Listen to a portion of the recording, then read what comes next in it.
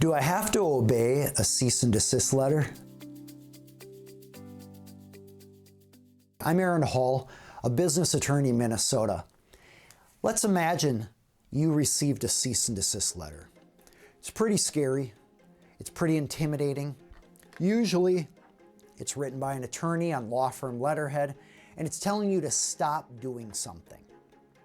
The first question is whether what you're doing is legal or illegal.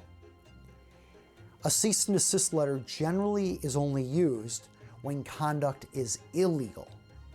If it's legal, you're permitted to continue to do it. So they can't tell you, or they have no legal basis to tell you to stop doing something. So usually when my clients contact me and they say, hey, I want to send a cease and desist letter, the other side is doing something, my first question is what they're doing legal or illegal? Now, as an attorney, I can often look at a lot of the gray area of the law and figure out, is there at least a basis to argue that what they're doing is illegal? And if so, that's probably enough of a reason to put it in a cease and desist letter. So, back to the question, do you have to obey it? Well, first off, this is no substitute for legal advice. If you get a cease and desist letter, you should go talk to an attorney in your jurisdiction. But for general educational purposes, you should obey the letter if it is directing you to stop doing something illegal.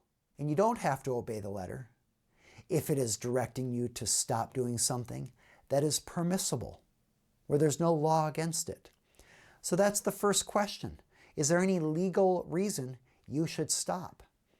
Now, if you are doing something illegal, you probably should stop because a cease and desist letter sends the message, they're serious, they're about to take legal action, they've already spent money on an attorney, look out.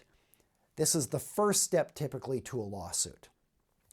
A cease and desist letter is very commonly the first step before a lawsuit if a party doesn't cease and desist illegal behavior. But if your behavior is legal, there's no law against it whatsoever, then this is just a letter asking you to do something that you don't have to do. Keep in mind, as a general rule, a cease and desist letter is just a letter. It's written by an attorney who's paid by somebody to argue in favor of their position. It's just a letter. It's not a court order. It doesn't come with the authority of government. Now, of course, it may be bringing your attention to the fact that your conduct is violating a law.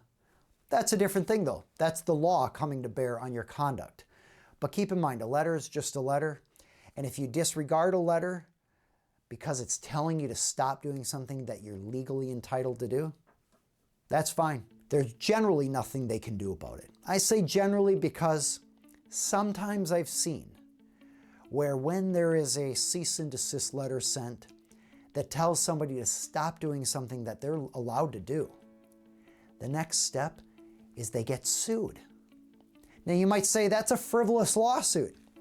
You're right, it is, but you still have to prove it.